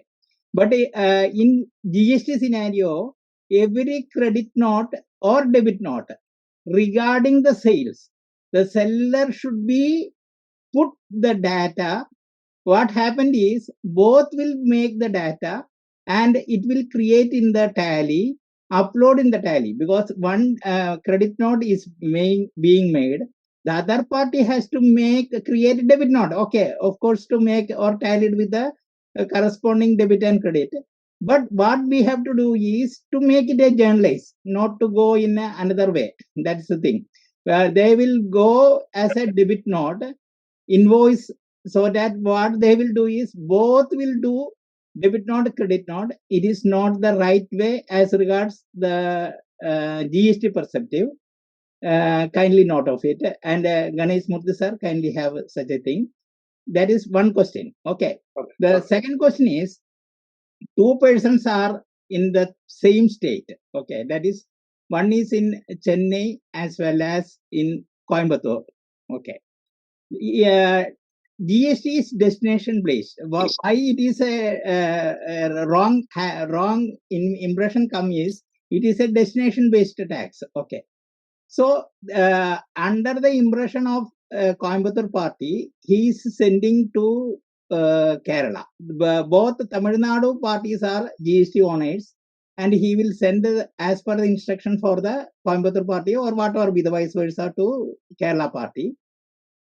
I say that it is SGST, CGST and not IGST. Okay.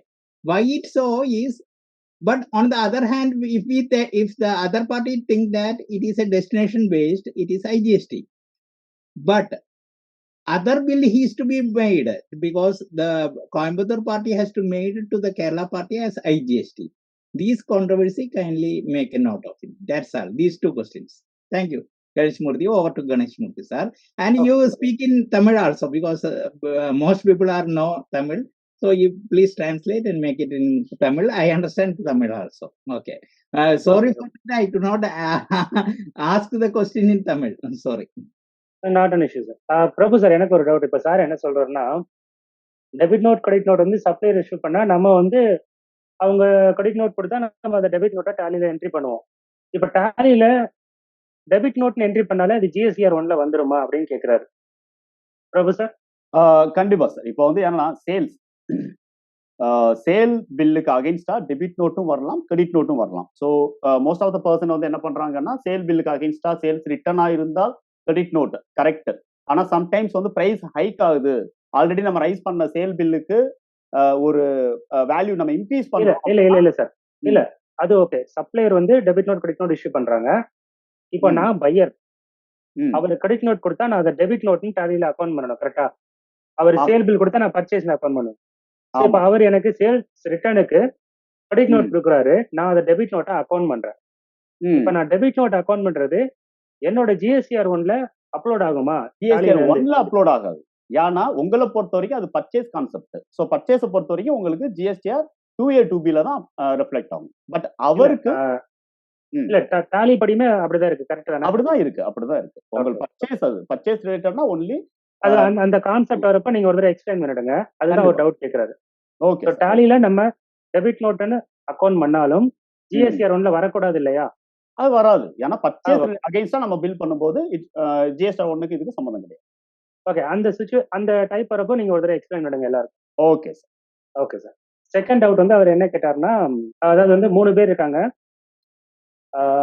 Pier and seller 2 பேருமே ஒரே state, தமிழ்நாடுன்னு வச்சுக்கோங்க. ம். Recipient பொருள் போய் சேர வேண்டியது கேரளா. ம். இப்போ CGST IGST IGST இதுதான் கேக்குறாரு. ஆமா. சார் ஆக்சுவலா நேத்து சூப்பர். மீட்டிங் நடந்து முடிஞ்சதுமே எனக்கு ஃபோன் பண்ணிட்டாரு. இதே ஓகே. டவுட் தான் கேட்டிருந்தாரு. இதேதான். ஆக்சுவலா நான் அப்போ ட்ரெயின்ல தான் இருக்கேன் சார். பேச முடியல, வாய்ஸ் ரெக்கார்ட் போடுங்கன்னு தான் சொல்லியிருந்தேன். இருந்தாலும் வந்து அவருக்கு ஆன்சர் தெரியும், இருந்தாலும் நம்ம எல்லாருக்கும் அது தெரிஞ்சுக்கணுங்கிறதுக்காக அவர் வந்து ஆ. சொல்றாரு. CGST IGST தான் அப்ளிகபிள் ஆகும் ஏங்கிறது சொல்றேன். ம். ஜென்ரலா இதுதான் வந்து எல்லாருக்குமே உள்ள குழப்பம். ம். ஓகேங்களா? ஸோ இது என்னன்னா, மெட்டீரியல் போறது அதர் ஸ்டேட்டு, ஸோ அப்போ IGST தானே வரும் அப்படின்னு தான் எல்லாருமே கேட்குறாங்க. ம். ரெண்டாவது இந்த ஒரு வார்த்தையை தான் எப்பவுமே பிடிச்சிருக்காங்க. GST வந்து டெஸ்டினேஷன் பேஸ்டு டாக்ஸ். ஸோ எங்க பொருள் போய் சேருதோ அங்கதான் டாக்ஸ் கட்டணும். ஸோ அப்படிங்கிற கான்செப்ட் தான் ஒரு கன்ஃபியூசனுக்கே காரணம். So okay. வந்து பிளேஸ் ஆஃப் சப்ளைல செக்ஷன் 10(1)B IGST ஆக்ட்ல வந்து பிளேஸ் ஆஃப் சப்ளை எதுன்னு சொல்றாங்க. அதுல வந்து செக்ஷன் 10(1)Bல என்ன சொல்லியிருக்காங்கன்னா, நீங்க பில் பண்றது ஒருத்தருக்கு, ஆனா அவர் சொல்லி வேற ஒரு இடத்துக்கு டெலிவரி பண்றீங்கன்னா ம். அந்த பில் பண்ற ஒரு இடம் தான் place of supply. Okay. Okay. இது பழைய So, வேல்யூ டாக்ஸ் சிஸ்டம்லயே அதான் இருந்தது. அப்படித்தானே? ஆமா. அப்போ வந்து நமக்கு இவ்வளவு கன்ஃபியூஷன் கிடையாது. அது VAT CGST வேற வேற ஆக்ட். இங்க ம். ஒரே ஆக்ட்ங்கிறதான் குழப்பம். ரெண்டாவது அந்தந்த ஸ்டேட்டோட பார்ட்டிஷன் பிரிச்சுப்பாங்க. ம். ஸோ வந்து தமிழ்நாட்டுல பாத்தீங்கன்னா நீங்க IGST போட்டு போனீங்கன்னா நீங்க பில் பண்ணது இவங்களுக்கு இது என்னோட டாக்ஸ், நீங்க எதுக்கு சென்ட்ரல் கொடுக்குறீங்கன்னு கேட்பாங்க. ம். ஸோ இது இன்னமும் ரோவிங் ஸ்பாட் ஆபீசரே பிடிச்சி இந்த கொஸ்டினை கேட்டுட்டு இருக்காங்க.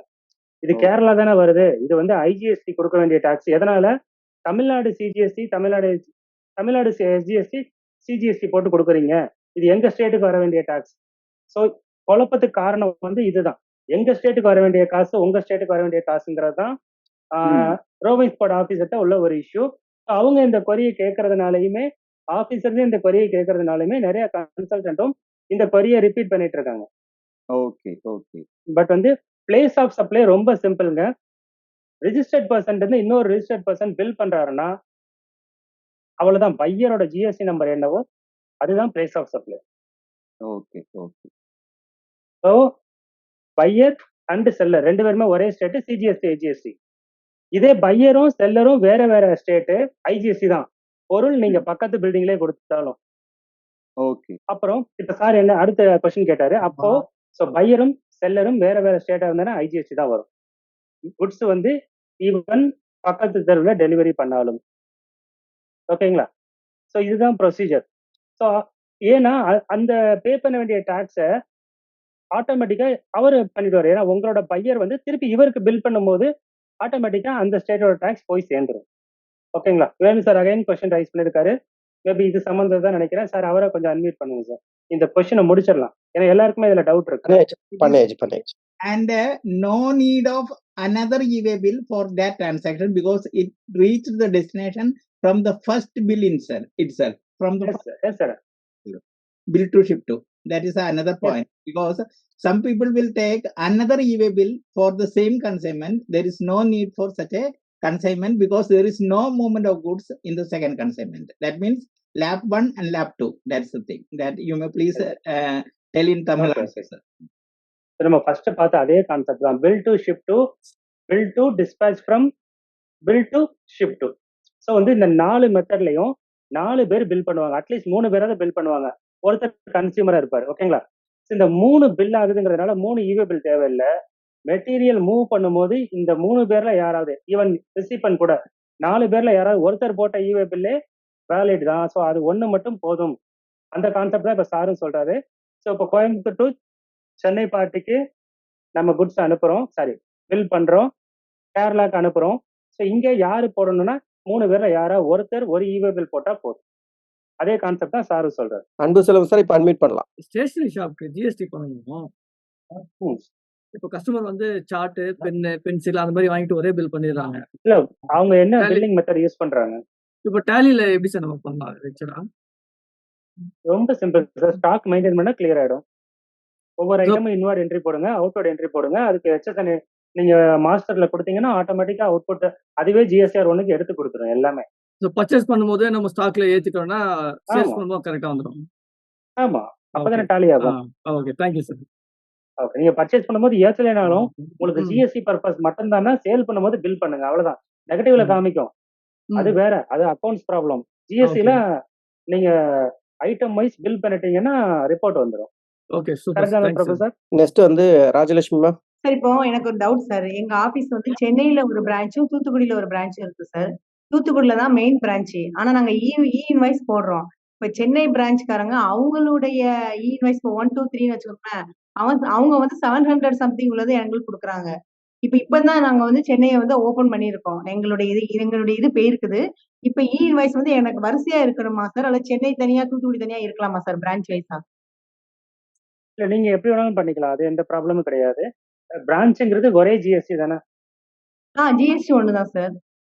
ஆனா GST நம்பர் ஒண்ணுங்கிறப்போ இப்ப அவங்க வந்து 700 வரைக்கும் போயிட்டாங்க சார். நாங்க 1000 வரைக்கும் போயிட்டோம். அவங்க சென்னை பிரான்ச் வந்து எங்க தூத்துக்குடி பிரான்ச்சுக்கு பில் கொடுக்குறாங்க, 71ல கொடுக்குறாங்க. அப்ப நான் அந்த பில்ல கொண்டு போய் நான் போட முடியாது சார், GST ஒண்ணுதான். அவங்க 71ல எங்க GST வச்சு ஃபைல் பண்ணிருக்காங்க. மேடம் வந்து இந்த மாதிரி இருக்கிறதுக்கு தான் ப்ரிஃபிக்ஸ் சஃபிக்ஸ் போட்டுக்கணும். ப்ரிஃபிக்ஸ் சஃபிக்ஸ் போட்டீங்கன்னா உங்களுக்கு வந்து டூப்ளிகேஷன் வராது. அதான் நான் சொல்ல வரீங்க. நான் ஆல்ரெடி 700 போயிட்டேன், நான் 700 தாண்டிட்டேன், அவங்க இப்பதான் 70ன்னு போடுறாங்க, ஏதோ ஒண்ணு. ஒரே வருஷத்துல சேம் இன்வாய்ஸ் நம்பர் 2 பிரான்ச்ல இருந்தா நீங்க ஃபைல் பண்ண முடியாது. இதானே உங்க ப்ராப்ளம்? ஆமா சார். இப்போ நான் ஃபியூச்சர்ல கொண்டு வந்து இந்த ஏப்ரல் 1ஆம் தேதி 14 வந்து ப்ரிஃபிக்ஸ் போட்டுக்கங்க. ஓகே சார், அப்படி போட்டுக்கலாம் என்ன சார்? ஆமா, ஒண்ணு நீங்க ஒரே இன்வாய்ஸ் நம்பர் 2க்கும் மாறணும். அது உங்களுக்கு ப்ராப்ளம். 2 அக்கௌண்ட்ஸ் வேணும்னா ப்ரிஃபிக்ஸ் போட்டுக்கங்க, CHன்னு போட்டுக்கங்க ப்ரிஃபிக்ஸ் சென்னை இன்வாய்ஸ்க்கு. அது நீங்க மவுச் டைப் போடும்போது நீங்க ப்ரிஃபிக்ஸ் வந்து நீங்க செட் பண்ணி மாத்திக்கலாம். ஓகே. அப்ப இப்போ வந்து பில்லுக்கு நான் என்ன சார் பண்ண முடியும்? 701க்கு அவங்க பில் கொடுத்துருக்காங்க. ஏற்கனவே 701 வந்து ஃபைல் பண்ணியாச்சு GST. அவங்கள பில் நம்பரை மாத்தி கொடுக்க சொல்லுங்க, ப்ரிஃபிக்ஸ் ஆட் பண்ணி கொடுக்க சொல்லுங்க. ஒரு டெக்ளரேஷன் நீங்க கொடுத்து இந்த பிரான்ச்ல இருந்து அந்த பிரான்ச்சுக்கு ஏதாவது ஒரு லெட்டர் கம்யூனிகேஷன், ஒரு கம்யூனிகேஷன்லாம் வச்சு, ஸோ எங்களால் வந்து போர்ட்டல்ல இஷ்யூ, அதெல்லாம் ப்ரூஃப், ஒரு ஸ்கிரீன்ஷாட் எடுத்து இந்த மாதிரி ஃபைல் பண்ண முடியவில்லை, ஒருத்தரே ஃபைல் பண்ணாலும் பிரான்ச் கம்யூனிகேஷன், ஒரு கம்யூனிகேஷன் நடந்து இந்த ரீசனால நாங்கள் ரிவைஸ் இன்வாய்ஸ் கொடுத்துருக்கோம், ஒரு ரெக்கார்டு கிரியேட் பண்ணி ஃபைல் பண்ணி வச்சு ரிவைஸ்ட் இன்வாய்ஸ் வாங்கிக்கோங்க. Okay sir, thank you sir. Next வந்து Selvam sir. Company turnover 40 கோடி சார். ஓகே. எல்லாமே எக்ஸாம்பிள் குட்ஸ் தான். ஓகே. இதுக்கு bill of supply invoice raise பண்றோம். இதுக்கு ரெஜிஸ்டர்ட் பர்சனா? ஆமா சார், B2B தான். எல்லாமே 90% வந்து எல்லாமே ரெஜிஸ்டர்ட் பர்சன் தான். Bill of supply invoice raise பண்ணோம். இதுக்கு இன்வாய்ஸ் மஸ்டா? First question. இன்வாய்ஸ்ங்கிறது இன்வாய்ஸ்க்கு மட்டும்தான், அதாவது டாக்ஸபிள் சப்ளைக்கு மட்டும்தான். Okay sir. Bill of supply கிடையாது. பில் ஆஃப் சப்ளை கிடையாது. செகண்ட் क्वेश्चन, இந்த பில் ஆஃப் சப்ளைக்கு வந்து இவே பில் போடணுமா? ஸோ வந்து இவே பில் வந்து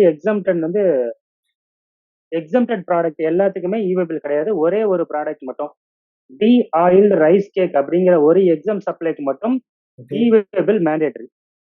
அதை இவே தவிர பில் மீதி எல்லா எக்ஸாம் சப்ளைக்கும் இவே பில் தேவையில்லை. இவே பில் தவிர இஎம்ஐஸ் தேவையில்லை. செகண்ட் கொஸ்டின் சார், இப்போ கஸ்டமர் வந்து பிஓ தராங்க, பில் டு அட்ரஸ் ரிஜிஸ்டர்ட் ஆயிருக்கு, பட் அவங்க கேட்க ஷிப்பிங் அட்ரஸ் ரிஜிஸ்டர் ஆகலை. நாங்கள் வந்து அந்த அட்ரஸ்க்கு குட்ஸ் அமிச்சா இது என்ன இஷ்யூ வருமா கோயிங் ஆஃபீஸர் மூலியமா? சப்போஸ் மாட்டுச்சுன்னா அதுதான் அடுத்து என்னன்னா மாட்டுச்சுனாங்கிறது இல்லை, இடையில அவங்க கொரி ரைஸ் பண்ணாங்கன்னா அவங்க கிட்ட அவங்க பண்ண பில் காப்பி இருக்கணும். அவங்க பில் பண்ணாம நீங்க அதை அனுப்பவே முடியாது. அந்த மாதிரி தான் இஷ்யூ. நீங்க இல்லப்பா, அனுப்பும் போது சொல்லுங்க. பில் டு பார்ட்டியும் ஷிப்பிங் பார்ட்டியும் ஒரே பார்ட்டி தான். அவங்க வந்து ஒரே பார்ட்டி எப்படி இருக்க முடியும்? அவங்க அடிஷனல் பிளேஸ் ஆஃப் பிசினஸ்ல ஆட் அடிஷனல் பண்ணிருக்கணும். பிளேஸ் தான், பட் தே நாட் ரெஜிஸ்டர் இந்த போர்ட்டல். அவங்க போர்ட்டல் அது அடிஷனல் பிளேஸ் ஆஃப் பிசினஸ்ல போர்ட்டல்ல ஆட் பண்ணிருக்கணும். இல்லைன்னா உங்களுக்கு தான் ப்ராப்ளம். Okay sir. இப்போ எக்ஸாம்பிள் குட்ஸ் மாட்டுச்சா என்ன சார் பெனால்ட்டி வரும், ஃபைன் வரும்? குட்ஸோட வேல்யூல வந்து 2% நினைக்கிறேன். 2%. ஒரு கோடி ரூபானா 1 கோடினா நீங்க 2 லட்ச ரூபாய் பெனால்ட்டி கட்டணும். அந்த மாதிரி எக்ஸாம்பிள் குட்ஸ்க்கு 2% வரும் சொல்றீங்க. ஆமா, எக்ஸாம் குட்ஸ்க்கும் பெனால்ட்டி இருக்கு. Okay okay, thank you sir, thank you. Percentage மட்டும் கரெக்டா தெரியல, நான் வேணா செக் பண்ணி உங்களுக்கு குரூப்ல போட்டு விட்டுறேன். கண்டிப்பா sir, thank you sir. Okay, next Abu sir. இப்போ வேணு சார் கேட்ட கேள்வி சார் எனக்கு கேட்க வேண்டியது. இப்போ நீங்க டெஸ்டினேஷன் பிளேஸ் வச்சு டெலிவரி பண்ணலாம்னு சொன்னீங்க. அதாவது சென்னை இந்த பொருள் கோயம்புத்தூர் வருது, இந்த பொருள் கரெக்டா போக வேண்டியது கேரளா, ஓகேங்களா? அந்த கேரளா போக வேண்டிய இடம் போகும்போது பொருள் சேரும்போது அங்க ஐடிஎஸ் வரணும். எப்படி பொருள் எங்க சேருது அதுக்கு தானே நம்ம டாக்ஸ் கட்டுறோம். அது அன்ரிஜிஸ்டர்ட் பர்சனாக இருந்தால் உங்க பையர் வந்து ரெஜிஸ்டர்ட் பர்சனாக இருந்தால் பிளேஸ் ஆஃப் சப்ளை ரூல் படி உங்களோட அதாவது பையர் யாரோ அவரோட பிளேஸ் தான் பிளேஸ் ஆஃப் சப்ளை. அவ்வளவுதான். பிளேஸ் ஆஃப் சப்ளை தான் நமக்கு டாக்ஸ் அப்ளிகபிள். அங்க ஐடிஎஸ் தான் வரும் சொல்ல வரீங்க. செல்லர் வந்து தமிழ்நாடு, பையர் கேரளா, கரெக்டா? இல்ல சார், இப்போ வந்து சென்னையில நம்ம பொருள் வாங்குறோம், யாரு கோயம்புத்தூர் பார்ட்டி வாங்குறாங்க, வாங்கி அவர் வந்து கேரளாக்கு அனுப்புறாங்க. சப்ளையர், பையர், ரெசிபென்ட் 3 பேரு இந்த வார்த்தை சொல்லி சொல்லுங்க. வேற எப்படி சொன்னாலும் குழப்பம். சப்ளையர் வந்து சென்னை, பையர் வந்து கோயம்புத்தூர். இந்த பையர் வந்து அனுப்புறது வந்து இதோட முடிஞ்சு போச்சு. இல்ல இதோட கட் பண்ணுங்க. சப்ளையரும் பையரும் registered person. CGS place of supply வந்து பையரோட பிளேஸ் தான். சிஜிஎஸ் ஏஜிஎஸ்டி தான் அப்ளிகபிள் ஆகும். குட்ஸ் நீங்க எங்க டெலிவரி பண்ணாலும். ஓகேங்களா? ஓகே. குட்ஸ் அவர் வந்து இல்ல முடிச்சிடுறேன். குட்ஸ் நீங்க சொன்ன மாதிரி கோயம்புத்தூர் பர்சன், அதாவது பையர் வந்து கேரளால டெலிவரி பண்ண சொல்றாரு. அப்ப அவர் என்ன பண்ணுவாரு? அந்த டெஸ்டினேஷன் பேஸ்ட் டாக்ஸ் அவர் ஐஜிஎஸ்டி பில் போட்டுருவாரு. ப்ராப்ளம் அங்கேயே முடிஞ்சு போச்சு. ரெண்டுமே முடிஞ்சு போச்சு. டெஸ்டினேஷன் பேஸ்ட் கன்சம்ப்ஷன் டாக்ஸ்க்கும் பில் ஆயிடும். ஆனா இந்த கோயம்புத்தூர் பார்ட்டி என்ன சொல்லுங்க சார். இல்ல அவ்வளவுதான். நீங்க தான் சொல்லுங்க. இல்ல இந்த கோயம்புத்தூர் பார்ட்டி என்னன்னா, இந்த பில்லு போறது வந்து தெரியக்கூடாது. அவங்க ஒரு மார்ஜின் வச்சிருப்பாங்க இந்த கோயம்புத்தூர் பார்ட்டி. சார் அது போகும்போது அப்போ நீங்க குட்ஸை இங்க வாங்கி நீங்க தான் அனுப்பணும் பில் போட்டு திருப்பி. இல்ல இன்னொன்னு பண்ணலாம். நீங்க பையர் பில்ல போட்டுட்டு அந்த பில்லுக்கு ஈவ பில் போட்டு அனுப்பிச்சிட வேண்டியதான். அவங்க ஏன் போடணும்? ஒண்ணு மட்டும் போடுங்க, நீங்க மட்டும் போடுங்க. சென்னை தான் அவங்க போடுவாங்களோ ஒரு ஈவ பில். ஏன் போடணும்? யாரோ ஒருத்தர் தான் போடணும். நீங்க போட்டா அவங்க போட மாட்டாங்க. ஓ, அப்படி போட்டுக்கலாம். ஆமா, நீங்க போடுறப்ப டிஸ்பாச் ஃப்ரம் அந்த இதுல போகணும். அதாவது பில் ஃப்ரம் டிஸ்பாச் ஃப்ரம் ஒரு ஆப்ஷன் இருக்கும். Bill from dispatch from option இருக்கும். ஸோ அதுல நீங்க வந்து டிஸ்பாச் ஃப்ரம்ல சென்னை டு கேரளா கொடுத்துடலாம். உங்க இன்வாய்ஸ் கொடுக்கலாம். ஒரு இதே பேச அன்ரிஜிஸ்டர்டு கேரளால இருந்தா என்ன இருக்கும்? சேம் கான்செப்டா? இல்ல பையர் அன்ரிஜிஸ்டர்டா இருந்தாதான். பையர் யாருங்க? இந்த பையர் வந்து கேரளால கொடுக்குறாங்க, அங்கேயும் ரெஜிஸ்டர்ட் பர்சன் கிடையாது, அன்ரிஜிஸ்டர்ட் பர்சன் தான். அப்படின்னா இல்ல சார், பையர் இல்ல சார். இங்க supplier Chennai party, buyer Tiruppur. இதுல என்ன சொல்ல வரீங்க? இவங்க 2 பேர்ல இல்ல இந்த பையரை கேரளாக்கு அனுப்புறானா, அங்க அன்ரிஜிஸ்டர்ட் பர்சன் தான். அப்போ பிரச்சனை கிடையாது. ஐஜிஎஸ்டி தான். பொருள் அதர் ஸ்டேட் போகுது ஐஜிஎஸ்டி. Okay sir. இப்போ நீங்க நான் சொல்றது வந்து திருப்பூர்ல இருக்கிற பையர் அன்ரிஜிஸ்டரா இருக்காரு. இல்ல திருப்பூர் ஓகேங்களா? ரெஜிஸ்டர்டு தான். ம் இல்ல நான் சொல்றேன், ரெஜிஸ்டர்ட் பையர் வந்து அன்ரெஜிஸ்டர்டு, அவரு கேரளாக்கு ம் அனுப்ப சொல்றாரு. ம் ஓகே சார். அப்போ வந்து என்னன்னா, இது வந்து எப்போ வரும்னா மெயினா வந்து நான் நான் இப்போ கரூர்ல இருக்கேனா, என்னோட ம் ஃப்ரெண்டு கேரளா இருக்காரு. அவருக்கு வந்து பர்த்டே கிஃப்ட் நான் அனுப்பணும். Okay sir. நான் ஒரு கிஃப்ட் ஷாப் போறேன், ம் இல்ல ஒரு அமேசான்ல போய் நான் ஆர்டர் பண்றேன். நான் கரூர் அட்ரஸ் வச்சு தான் ஆர்டர் பண்ணுவேன். டெலிவரி பண்றது என் ஃப்ரெண்டோட கேரளா அட்ரஸ் வச்சு கொடுப்பேன். இந்த ம் இடத்துல தான் place of supply unregistered person, நான் அன்ரெஜிஸ்டர்ட் பர்சன். ம் நல்லா யோசிங்க, பையர் அன்ரெஜிஸ்டர்ட் பர்சன். குட்ஸை ம் ரிசீவ் பண்றவர் ஓகே. யாரா வேணாலும் இருக்கலாம், அவர் ரிஜிஸ்டர்ட் பர்சனா ம் கூட இருக்கலாம். ஸோ பையர் ம் அன்ரெஜிஸ்டர்ட் பர்சனாக இருக்கும் பட்சத்தில் குட்ஸ் எங்க ம் டெலிவரி ஆகுதோ அதுதான் பிளேஸ் ஆஃப் சப்ளை. ஸோ ம் அந்த சப்ளையர் காமர்ஸ் ஆபரேட்டர் மூலமாக பண்ணக்கூடிய சப்ளையர், அதே சென்னை ம் சப்ளையர் இப்போ ஐஜிஎஸ்டி போடுவார். ஓகே ஓகே புரியுது. புரியுது sir. Done done. Okay, thank you. இன்னமும் சிலருக்கு குழப்பமாக இருக்க வாய்ப்பு இருக்கு. இது வந்து கொஞ்சம் அதான் நம்ம ஸ்பெசிஃபிக்கா நம்ம அந்த ஆ, ஜிஎஸ்ல போகும்போது இன்னும் எலாபரேட்லாம் வரும். பார்த்துக்கலாம். ரெண்டாவது இவங்களுடைய அவங்கவுங்களுக்கு இவங்களுடைய 1-to-1 Q&A மட்டும் முடிச்சிடலாம். okay. ஃபர்தர் ப்ராக்டிக்கல், அதுக்கப்புறம் இன்னும் டீப்பா அதுக்குள்ள இவேபிள் இன்வைஸ்லாம் நம்மளுடைய அப்கமிங் ஜிஎஸ்டி கோர்சஸ்ல அவங்க பிளான் பண்ணிக்கிட்டோம். ஏன்னா பாக்குறவங்களுக்காக சொல்றேன், ம் கேட்கறவங்களுக்கு புரியும், ம் சம்டைம்ஸ் அவங்களுக்கு கூட புரியாது. ஆனா பாக்குற மீதி ஒரு இருக்கிற 50 பேர் இருக்காங்கன்னா அதுல என்னடா பேசுறாங்க அப்படிங்கிற மாதிரி இருக்கும். ஓகே மேம், சொல்லுங்க ma'am. Sir good evening sir. எனக்கு என்ன டவுட்னா, சப்ளையர் வந்து சென்னை சார், ஓகே பையர் வந்து புதுச்சேரி, ஓகே 2 பேருமே B2B தான். ஓகே டெலிவரி ரெசிப்டன் ஓகே வந்து சென்னை தான் ஐஜிஎஸ்டி. சார். இது ஷியோரா சார்? ஏன்னு கேட்டா எங்க ஆடிட்டர் சொல்லி கிட்டத்தட்ட ஒரு 7-8 வருஷமா நாங்க வந்து சிஜிஎஸ்டி எஸ்ஜிஎஸ்டி தான் பில் போட்டுட்டு இருக்கோம். செக்ஷன் 10(1)B இதை எடுத்து உங்க ஆடிட்டர்கிட்ட கொடுத்து இந்த மாதிரி சொன்னாங்க சார், இதை கொஞ்சம் ரெஃபர் பண்ணி பார்த்து சொல்லுங்க அப்படின்னு சொல்லுங்க. நான் வேணா சாட் பாக்ஸ்ல போடுறேன். சாரி சார், இல்ல நான் கேட்டு தெரிஞ்சுக்கிட்டேன், வேற ஒண்ணும் இல்ல சார். இல்ல இது இல்ல தெரிஞ்சுக்கோங்க, நான் தான் சொல்றேன், நான் தப்பா இருந்தாலும் எனக்கு சூப்பர் சார். தேங்க்யூ எனக்கு வந்து சார். கரெக்ட் பண்ணி கொடுங்க அப்படின்னு சொல்ல வரேன், வேற ஒண்ணும் இல்ல. Thank you sir. ஆனா நம்ம அக்கௌண்ட்ஸ் டிபார்ட்மெண்ட்ல இருந்து இந்த அளவுக்கு வந்து இதை ரெஃபர் பண்ணுங்க சார் அப்படின்னு சொல்லி நம்ம சொல்ற அளவுக்கு நம்மளுக்கு வந்து இல்ல இல்ல அக்கௌண்ட்ஸ் ஃப்ரீடம் இல்ல இருக்கா? அப்படி இல்ல, இந்த மாதிரி எனக்கு ஒரு ஆடிட்டர் சொன்னாருங்க, அதனால நான் உங்களுக்கு அனுப்பிச்சிருக்கேன், இதை கொஞ்சம் ஒரு தடவை பார்த்துட்டு சொல்லுங்க, உங்க ஆடிட்டர்கிட்ட கேளுங்க. கரெக்ட். அதை நோட் பண்ணிக்கோங்க மேம். நான் வந்து இல்ல சார், நான் வந்து நீங்க அதாவது நான் கேட்க மாட்டேன், கண்டிப்பா கேட்பேன். அதனால நான் வேலையை விட்டு போனாலும் பரவாயில்ல, நம்ம என்னன்றது கிளியரா தெரிஞ்சுக்கிறேன்னு தான் கண்டிப்பா கேட்பேன். அதனால இல்ல ஒன்றும் நீங்க ப்ராப்ளம் இல்லை. நீங்க வந்து உங்க மேனேஜ்மெண்ட்ல கூட மட்டும் சொல்லி எனக்கு கேட்க அனுப்ப. சொல்லலாம். ஆ, உங்களுக்கு சாட் பாக்ஸ்ல அனுப்பிட்டேன், நீங்க ஆ, உங்க மேனேஜ்மெண்ட்ல கூட சொல்லலாம். ஏன்னா ப்ராப்ளம் வந்து அவங்களுக்கு தான் வரும். சார் ம், இப்படி நான் ஒரு கிளாஸ் போனேன் சொல்லுங்க, ஆ. நீங்க சொல்றதுல எந்த தப்பும் இல்ல. அதெல்லாம் சொல்லலாம், அதுல எல்லாம் ஒரு தப்பு இல்ல. Yes sir. இதுல சரிங்க. அப்படி சொன்னாங்க, நம்ம ஆடிட்டர் இப்படி சொல்லியிருக்காரு, ஸோ எது ஆ, சரின்னு ஒரு தடவை கன்சல்ட் பண்ணிக்கோங்க சார், ப்ராப்ளம் வந்தா நமக்கு தான் வரும்னு உங்க மேனேஜ்மெண்ட்ல சொல்லி கூட கேட்க சொல்லலாம். Okay okay sir, okay sir. அப்புறம் இதே சேம் தான், அந்த லக்ஸுரி ரூம்ஸ் வச்சிருக்காங்க. ஆக்சுவலா அவர் வந்து ம் கேரளா வந்து தங்குறாரு சார். அவர் அதான் ஜிஎஸ்டி ஹோட்டல் ரூமுக்கு வந்து ஹோட்டல் ரூமுக்கு சிஜிஎஸ்டி ஏஜிஎஸ்டி தான், மாறாது. ஏன் கேட்டா அந்த இது சர்வீஸ் வந்து இங்கே கொடுக்கறனால, அப்படிதானே சார்? ஆமா ஆமா, பிளேஸ் ஆஃப் சப்ளை ரூல் படி எல்லா பிளேஸ் ஆஃப் சப்ளைக்கு தனி ரூல் இருக்கு.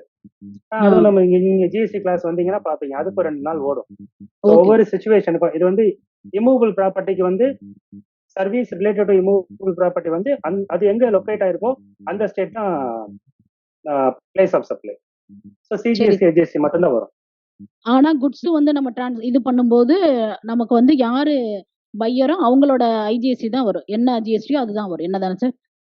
ஆமா, குட்ஸுக்கு ஒரு 4 ரூல் இருக்கு, ஆ, ஆ. சர்வீஸ்க்கு ஒரு 12 ரூல் இருக்கு. சரி சார், சரி சரி, okay okay sir. Thank you sir, thank you. Okay, meet பண்ணிக்கோங்க ma'am. Next Shweta ma'am. Sir, இப்போ இந்த மேம் சொன்னாங்கல்ல, எங்க ஆடிட்டர் சொன்னாங்க நாங்க போட்டோம் அப்படின்ட்டு. அது எந்த விதத்திலும் ஜிஎஸ்டில எங்கேயும் ரெஃப்ளெக்ட் ஆகாதா சார்? எது சொல்றீங்க மேடம்? இந்த மேம் சொன்னாங்கல்ல, எங்க சார் சொல்லி நாங்க சிஜிஎஸ்டி இது ஐஜிஎஸ்டி தான் போட்டோம் பாண்டிச்சேரின்றதுனால.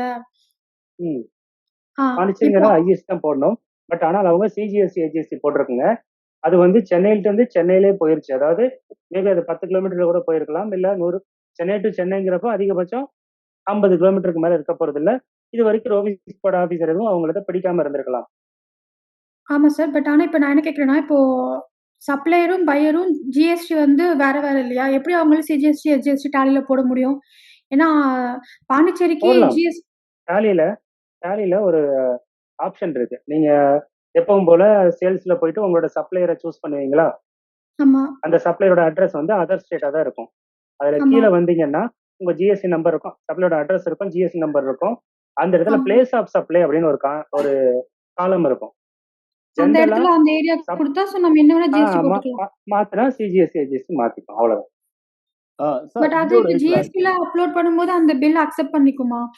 பண்ணிக்கும். அங்கேயும் பிளேஸ் ஆஃப் சப்ளை கான்செப்ட் இருக்கு. ஜிஎஸ்டிஆர் 1ல நீங்க போனீங்கன்னா, பிளேஸ் ஆஃப் சப்ளை செலக்ட் பண்றதுக்கு ஆப்ஷன் இருக்கு. நீங்க புதுச்சேரியோட ஜிஎஸ்டி போட்டா கூட பிளேஸ் ஆஃப் சப்ளை தமிழ்நாடுன்னு போட்டீங்கன்னா, சிஜிஎஸ்டி, ஏஜிஎஸ்டி தான் வரும். தமிழ்நாடு ஜிஎஸ்டியை போட்டு பிளேஸ் ஆஃப் சப்ளை கேரளான்னு போட்டீங்கன்னா, ஐஜிஎஸ்டி தான் போட முடியும். ஓகே. இது ஓகே. பிராக்டிகலா உங்களுக்கு வந்து பிரபு சார் அதை நடத்தும்போது உங்களுக்கு காமிப்பாரு லைவா. இல்ல அது நான் பில்ஸ் போடும்போது பார்த்திருக்கேன். பட் எப்படி அவங்க ஒரு ஸ்டேட்ல இருந்து இன்னொரு ஸ்டேட்டுக்கு இ-வே பில் போட்டாங்க அப்படின்றதா டவுட். அது எப்படி ஆடிட்டர் அவங்களுக்கு கிளியர் பண்ணி குடுத்தாரு? எப்படி அது ஜிஎஸ்டில ஃபைல் ஆயிருக்கும் இல்ல அப்படின்னு? அதுதான் அவங்க இது இப்போ சொன்ன மாதிரி அது டெஸ்டினேஷன் பேஸ்ட் டாக்ஸ் சென்னை தான் போயிருக்கு. அப்ப சிஜிஎஸ், எஸ்ஜிஎஸ்டி தான் வரும்னு அவங்களோட தாட்ல இருந்துட்டு அது சரின்னு நினைச்சு அவங்க ஃபைல் பண்ணியிருப்பாங்க. டாலில எல்லாமே அன்லாக் நெறைய இருக்கு. நம்ம எப்படி வேணா என்ன வேணா போட்டுக்கலாம். அது எதுவும் பெரிய பிரச்சனைலாம் வராது. டேலின்னு இல்ல மேடம். ஏன்னா உங்களுக்கு பிளேஸ் ஆஃப் சப்ளை எதுன்னு டேலிக்கும் தெரியாது, ஜிஎஸ்டி போர்ட்டலுக்கும் தெரியாது. உங்களுக்கு நம்ம மட்டும் தான் மென்ஷன் தெரியும். பண்றது தான். சார் நீங்க தான் மென்ஷன் பண்ணணும். வேற ஒண்ணு இல்ல. தப்பா மென்ஷன் பண்ணா problem. Okay sir. Thanks. Thank you sir. Thank you so much.